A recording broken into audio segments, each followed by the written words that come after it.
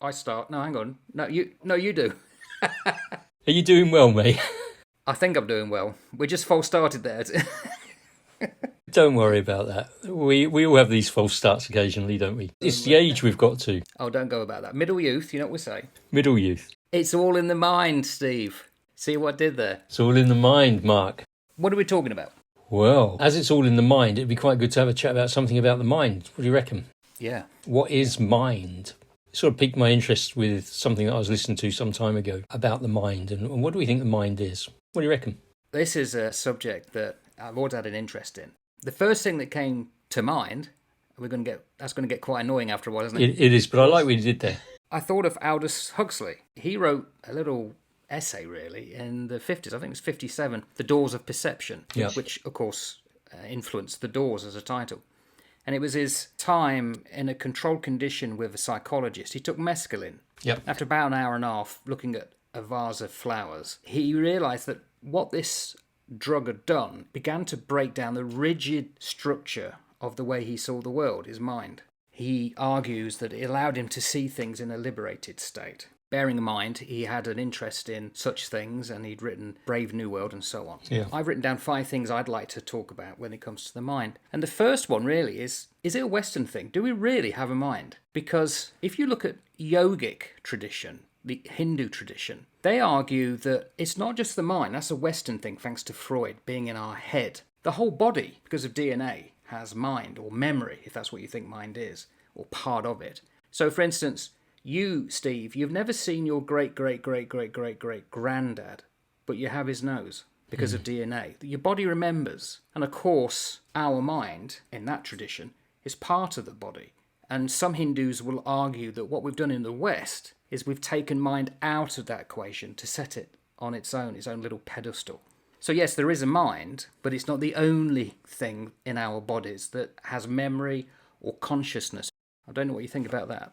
The official sort of, if you like, medical, psychological type of view, and then there is probably the more metaphysical, spiritual type of view, I suppose. And the official view, as I understand it, is that the mind is located within the brain. The brain is the organ of the mind, like the lungs are the organ for air, for respiration. So that's the sort of official view, as I can understand it. But that doesn't seem to make a lot of sense to me, that the mind is focused in your brain.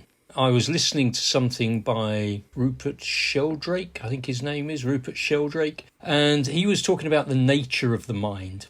And he was saying that it appears to him that consciousness and thoughts don't appear to sort of be inside our brains, that our minds have actually sort of extended beyond our brains. And so if I've understood him correctly, he was talking about that we almost project out the images that we see. Those images sort of touch what we're looking at. The example that he gave was, if you are walking down the street and somebody is staring at you, they're behind you and they're staring at you intently, you almost get a sense, someone's watching me, someone's looking at me. And you'll look round, and we've probably all had it, where you just feel that someone's looking at you. So he's saying, like, you almost like manifest and project out those images from your mind, and they touch what you're looking at. And he's saying that animals seem to have the similar sort of capability. And then he's talking about like distant stars, that your mind sort of reach out to sort of touch those distant stars. I think he got kicked off doing a TED talk on that because they were like, mate, this isn't science, this is all forbidden will-o'-the-wisp sort of stuff. His view, from his understanding from his studies, is that the mind, while present sort of medical and psychological commentary would locate the mind within the organ of the brain, he's saying, yeah, I'm not so sure it's as simple as that.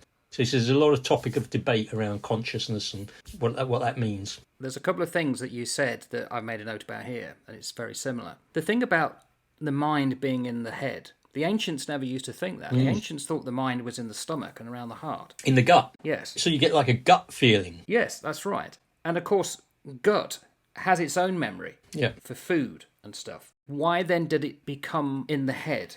When we read, why do we supposedly hear a voice in our head? I've never have done that. It's because that's what you're told, and that's what Freud has said, and to some extent Jung. And the other way to see this is that there was a Professor Ken Robinson. He unfortunately died. He was an Englishman. He was a professor of education. Very funny. He's done TED Talks. You ought to watch him. And he said, problem with the education systems around the world is that it's only interest to get people to university. So everything of interest to education nowadays is from the neck upwards. That's a Western thing. As I said about the yogic, they don't have that kind of tradition. We've made far too much of the intellect, the intellectual side of the mind. And that is shown by really a curious thing that you'll know about, and I will know about, and others, that in our time, we were told IQ is the important one, Mensa. Well, IQ is only interested in maths and logic. It's not interested in sport or music or art. And it says that you're only intelligent if you've got a high intelligence quotient. Well, there's EQ, and that's equally important to bear in mind. That's the emotional quotient. So you can have a very high IQ and a very low EQ. So you're like a mad boffin who's got no ability to converse with people. Or you can have a very high EQ and a very low IQ. So you're very good at dealing with other people, but you're not into books and that kind of stuff. Now, that paints more of a rounded picture. But in the last 5 to 6 years, probably a bit longer, another thing's come out, SQ, spiritual quotient. Oh, really? Now, I have a problem with what is being said about SQ because psychologists argue that it's the sum of the IQ plus the EQ equals your SQ. I don't think that's correct. Being high intelligent, high emotional doesn't mean you believe in metaphysics or beyond yourself, your own bubble. No, not at all. It basically says there's 2 pillars. You add them together and you got your SQ, your spiritual quotient. I would like to argue that there's 3 pillars. They're all 3 separate. And the spiritual quotient is, can you see beyond your own bubble to other people? Can you understand the concept of love and forgiveness and charity and those kind of things?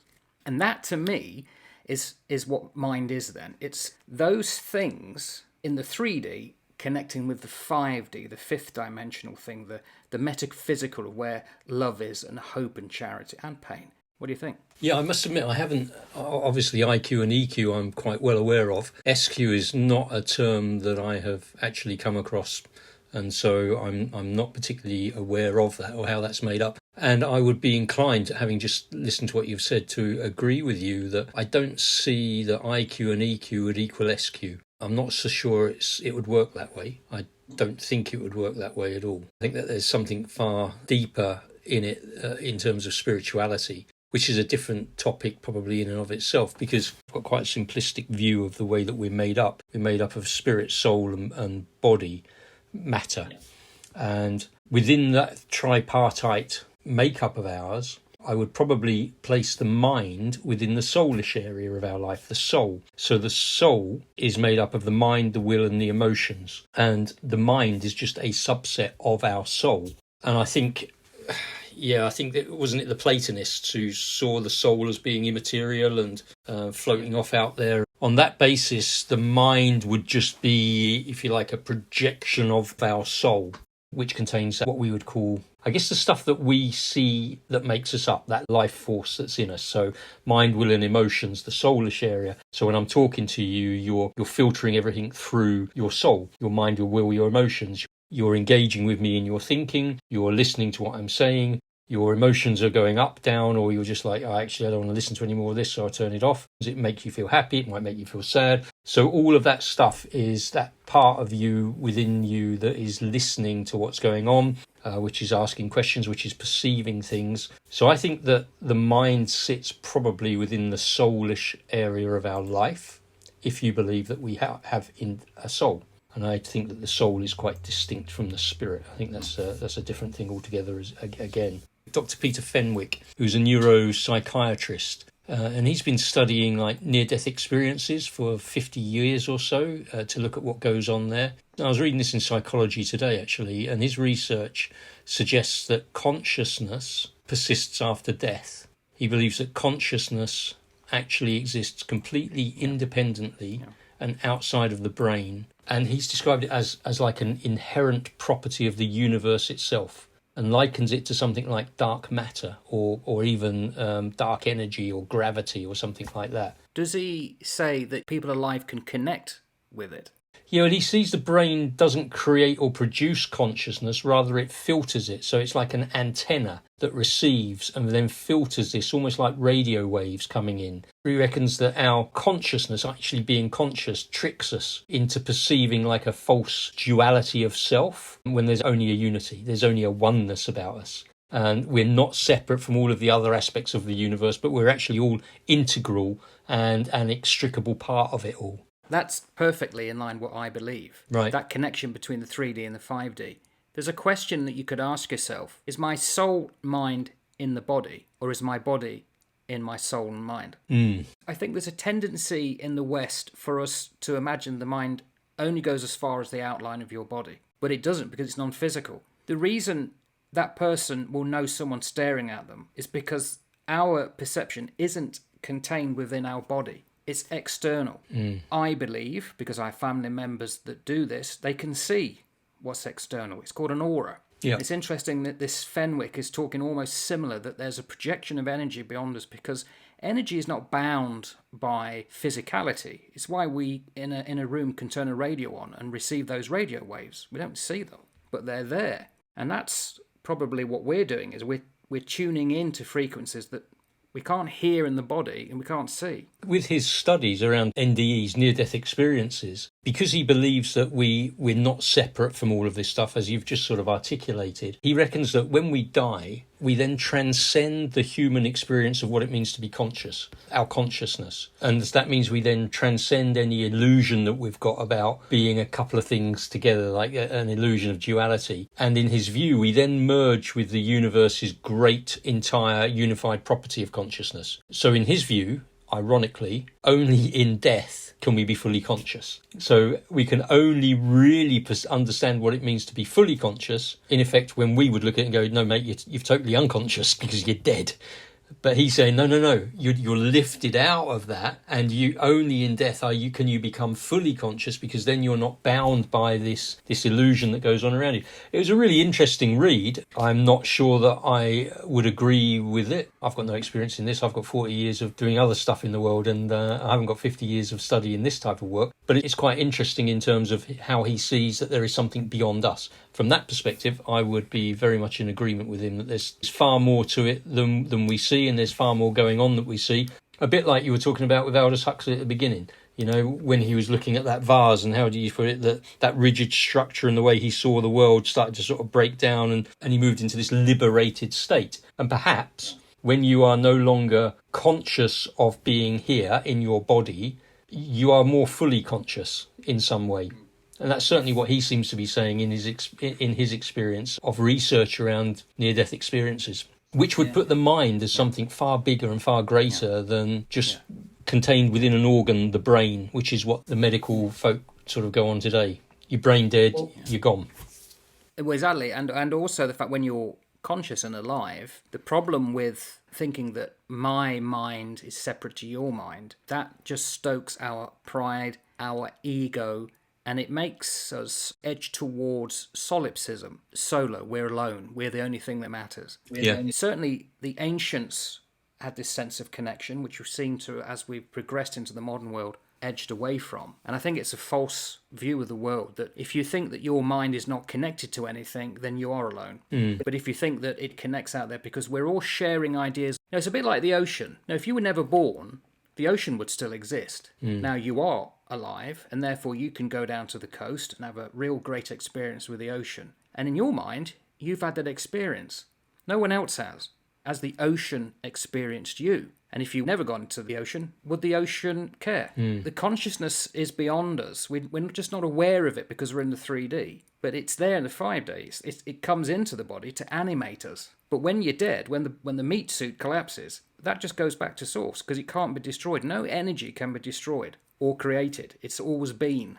That's a fundamental of science. It wasn't it the Epicureans that considered the soul, which obviously, in my understanding of what makes up the soul, mind, will and emotions, is made up of atoms. That, you know, so it's just a constant energy, if you like. The atomists, there was Leucippus and Democritus. This was ancient Greece. They had no proof, but they believed that everything is made up of these small things called atoms. Was this the madman from Miletus? Was that how he was referred to? Who presented this theory to the ancient Greeks that everything was made up of tiny, tiny little things called atoms? Yeah, one of them was from, like Thales, he was from Miletus. He was the first philosopher. He also, Thales, predicted that there would be a solar eclipse way ahead of its time. He was quite a clever man, this guy, and he was the grandfather of all philosophic thought. He was about 200 years before Plato, the pre-Socratics. His type, especially Plato, believed that education, learning, is you remembering things because everything's already out there. Because I wrote down Morrissey, when he left the Smiths in the 80s, he said, that's it now, music's done, everything has all been done. But of course it hadn't. And it's like mind and thought. Can we ever think anything new? Or is it just recycled and reformed? Because if that is the case, then everything out there has already been thought, which I think would fit in with most theistic religions, that everything is already existing, it just has to be reforged and renewed. Every time we learn something new, it's not the first time it's happened. Countless people like us doing it all the time. So all that mind does is like you're turning on a radio, and suddenly, aha, I've got something. I've remembered something. And that's what I got as point 4. Can we ever think of anything new? Yeah, so I think depending on what sort of professional approach you're bringing to it, whether it's psychology, psychoanalysis, whatever it might be, whether it's just purely a medical thinking towards it, will probably dictate how you perceive the mind. I'd imagine that there's a number of different ways. For me, the interesting thing about the mind is going back to the point you made about the ancients, that it was almost like a gut thing. The ancients had it in the gut, the Greeks had it in the heart. So the Greeks thought about mind being like the heart, if I've got this right. So the very ancient people would talk about the gut. So the Hebraic people would talk about it within your bowels. You know, that's where it was the deep seat of your emotional state, which is obviously part of your mind. Was right down there. My mind after a curry now. That's right. Yeah, I did think about that after a curry the other night. But it's right down there in your bowels, in your gut. The Greeks would put it in your heart, and modern Western rationalists in your head.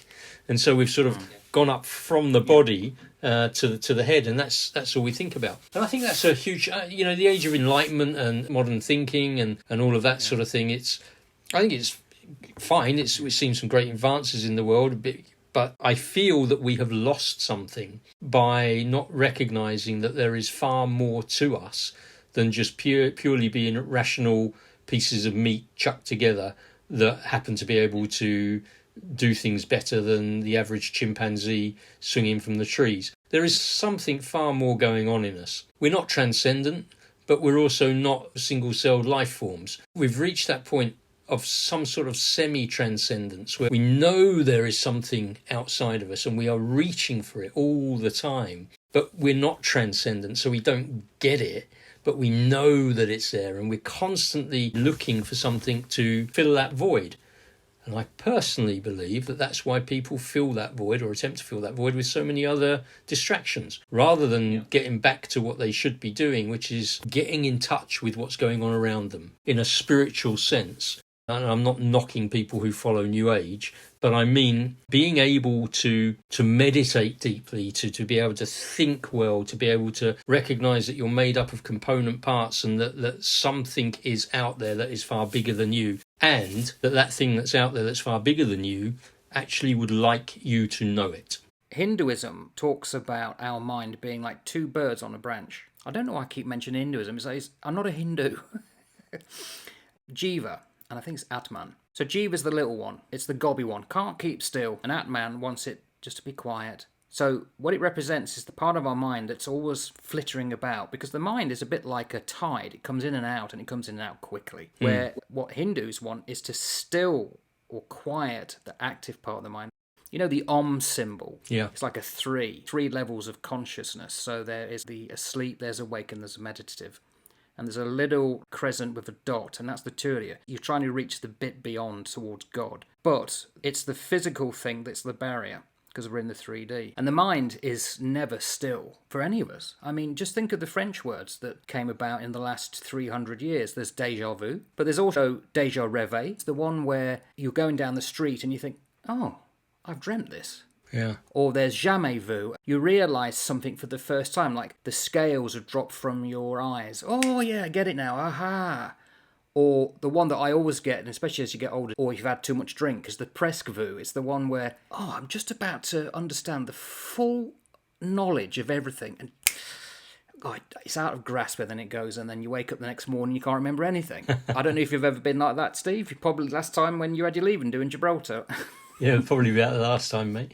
But there are times where I would describe it as you can almost feel like you could just reach through that veil to grasp hold of a far more comprehensive reality, which is just the other side of that veil, and you just can't quite get to it. But when you were talking, what came back to me was a discussion I had many, many, many years ago. I'd gone out with an old girlfriend, and we were with her sister and husband. We were heading to Scarborough, of all places. Scarborough Fair? I'd never been to Scarborough. And the guy who's driving, who's my ex-girlfriend's brother-in-law, says, I don't know where to park. And I said, if you just go up here, you'll be able to find a car park just down here on the left. And they sort of looked at me and said, have you been here before? And I went, no, I haven't. And they went, how do you know there's a car park up here? And I said, I don't know, but there's a car park up here. Sure enough, there was a car park. So we parked up, got out of the car, and they sort of looked at me a bit quirky. And then we went walking along the street, and I said to my girlfriend, I've been here before. And she went, what? You've never been here? You told me you've never been here. I said, no. I said, it's really weird. I said, I know this road. I know this street. I've walked here. I've been here. I said, weird. I wonder whether I came here as a kid with mum and dad, and this is just a memory that, I've got, Scarborough Fair and all that sort of thing. So when I've been up there, I contacted my parents and said, hey, did we ever go to Scarborough on holiday? And Dad goes, no, we never went to Scarborough on holiday. And Mum says, yes, we did. Dad goes, no, we didn't. What, with the kids? And she goes, no. When we were pregnant with Steve, we went to Scarborough on holiday. And I went, are you kidding me? And she said, no. When I was carrying you, we went on holiday to Scarborough. And I said, did we ever go back? She said, no, we never gone back. Which is a little bit freaky, right? But I knew that place. I knew it. Yeah. And so whatever was going through my mother at that time and whatever she was receiving in her sight, somehow I can't explain it. Just can't explain it. Well, trigger warning, I can. Okay. Or I give an explanation. It's not necessarily the explanation. This is based on observing my daughter and others like her for a long time. When you think you've been there before, science would say your mind is just switching off and it clicks on momentarily and you think you've been there before. You forgot the fact that, no.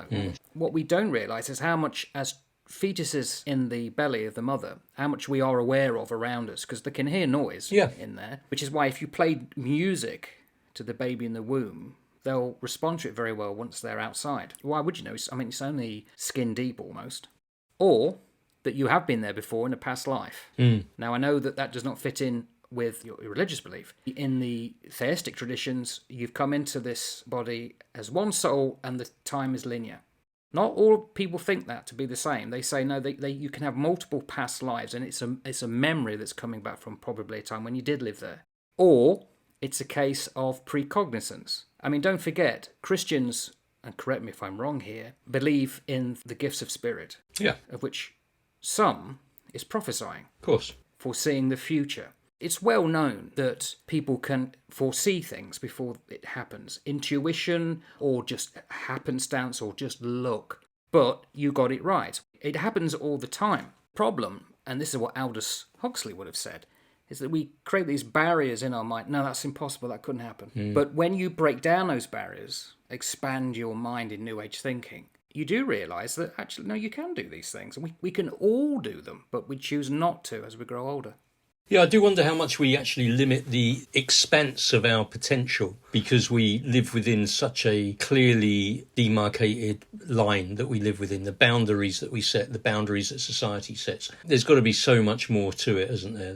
There really has. I know that Freud, didn't he, back in 1923, did those personality tests and those personality theories, and he structured everything, the psyche, into those three parts.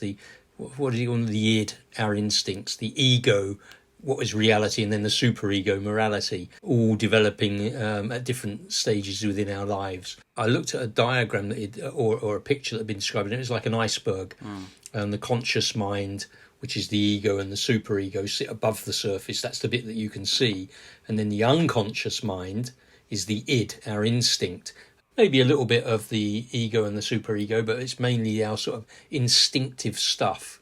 I'm not sure what psychoanalysts would call it, the unconscious mind or the subconscious mind. I'm not sure. Not sure what they prefer to use. There is something there that sits below the surface that we can access somehow. I'm not sure what it means. I think it's quite fascinating, and sort of doing a bit of reading about it, and just from my own little bit of experience about talking to people and seeing how they tick and that sort of stuff is quite interesting over the years. We only use 10% of the mind, they say, probably more. Think of a cloud in the sky. You know where it is, you know what it does, you know how it does it, why, and why it's useful. But often we ignore its beauty and forget to appreciate it. That's like the mind. We often forget or appreciate what the mind is. We underuse it. We almost abuse the mind because the mind, for me, is neutral. It's like an empty table or an animal. If you feed it good food, if you feed it good stuff, positivity, you're going to have a positive outlook. Because the mind doesn't know, it just responds to the world. And don't forget, everything you understand about the world is because you're filtering it through your mind. But if you give it bad stuff, you're going to attract bad stuff because that's what you're looking for. So we often abuse the mind with low vibrational thinking like anger and not willing to forgive and hatred and petty jealousy, where really we should be trying to expand the mind. You know, I talked about going up to the fourth and fifth gear, explore, connect, create, do all the good things, forgive, open doors, do a bit of charity. Because the interesting thing, as long as we are compos mentis, we've got the mind, and it'd be a shame to poison it or not use it well. Mind is a gift. It allows us to think beyond ourselves and to connect. And that's what I think mind is. It's our ability to make our meat suits livable and enjoyable. Let's become Imagineers. I wouldn't disagree with that. I think it's far more complex than we could ever imagine. I think that the capability of our minds are far more capable than we could ever imagine would be possible. I think that there is something within us that, however it relates to our spirit, this mind that relates to our spirit is something that will perhaps live on in some way once our physical life has gone. Because I'm not sure that the mind is located within the brain, I must admit. That doesn't have the right feel for me. You know, I don't think of myself thinking in my head. When I'm listening to myself, I'm always like at the back of me, behind me. And that's where my thought space seems to be for me. And I'm sure it'll be different for everybody else, but it's almost like just at the back and behind me. As I'm thinking, I feel like I'm thinking from right behind me, behind my head, as opposed to actually physically inside me. Mine's here. Oh, yours is right in the centre of your forehead. Yeah, third eye. I wonder where other people process their thinking then. Maybe everybody's different. I've got no idea. To be honest, I've never discussed with anybody before about where do you think from? I've never really had to think about where I think from. It's not the kind of thing you mention in the pub, is it? So where do you think from? You know, you don't have those conversations with people because they look at you and go, what are you smoking and can I have some? Well, that's the other thing as well. With this kind of stuff, I think it's about time we stop seeing this as wacky and not acceptable. The rationalists need to come to the party on that, don't they? So mine then. I take it then, again, we're almost in agreement, aren't we? Yeah, I reckon. We're of a very similar mind on it, I believe. We're all connected, Steve, that's the thing. Anyway, I think we've done that one. So we'll put that one to bed, shall we? I don't mind that. Nice one, fella. You take care, eh? I'll catch up with you later. Take care. Bye. Bye now.